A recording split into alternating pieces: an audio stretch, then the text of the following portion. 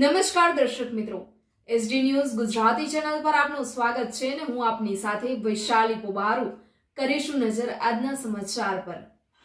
ઉનાથી કોડીનાર પંથકમાં ખાણ ખનીજ વિભાગના દરોડા। ગીર સોમનાથ જિલ્લા કલેક્ટર દિગ્વિજયસિંહ જાડેજાના સીધા માર્ગદર્શન હેઠળ કાર્યવાહી કરવામાં આવી। કોડીનારના ઘાટવડ ગામે ખનીજ ચોરી આવી છે સામે।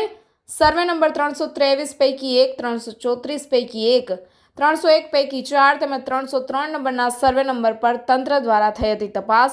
મંજૂરી વગર ગેરકાયદેસર ખનીજ ખનન પર કાર્યવાહી કરવામાં આવી છે। કુલ 14,93,126 મેટ્રિક ટન લાઇમસ્ટોન ચોરી થયાનું સામે આવ્યું છે, તો ખનીજ વિભાગે 75.23 કરોડનો ફટકાર્યો છે દંડ। રિપોર્ટર અબ્દુલ ઘાંચી, એસડી ન્યૂઝ ગુજરાતી, ઉના।